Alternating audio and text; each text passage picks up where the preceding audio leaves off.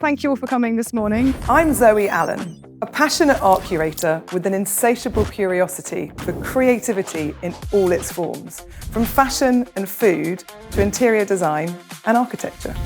For me, curating isn't about just choosing what looks good. It's about creating a conversation between the artwork, the space, and you. Because the best exhibitions don't just make you feel something new, they make you feel something you didn't expect.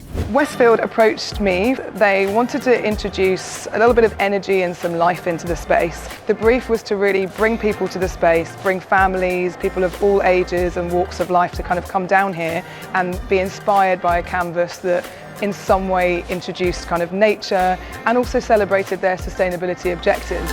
So being an art curator is great. I'm hugely passionate about the industry. I represent a huge variety of artists, designers and makers, and I specialise in site-specific art installations within commercial property and public artworks. I love the work. I really find it interesting sitting at the intersection of the creative industries and commercial property, and I'm able to feed into both and speak both languages.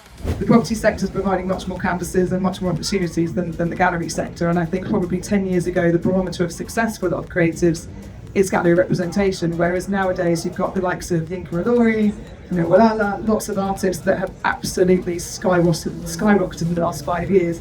We're on the hunt for the UK's next big artist. Any medium, any style, this is how to apply. I'm obviously very creative, so I've got a real interest in interior design and architecture. I love travel.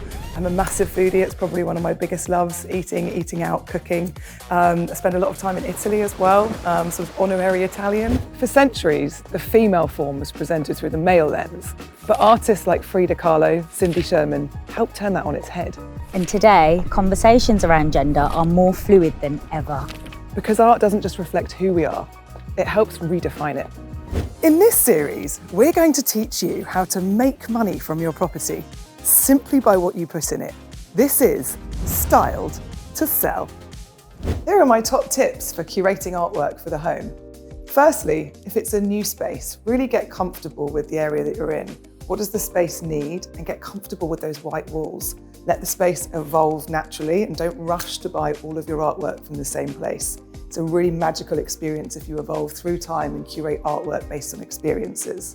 And Jen's here talking about the 3 biggest stories this week. Jen, I understand it's been quite a big week in entertainment. It is surprisingly emotional. I love Ryan Gosling, obviously based on acting talent alone.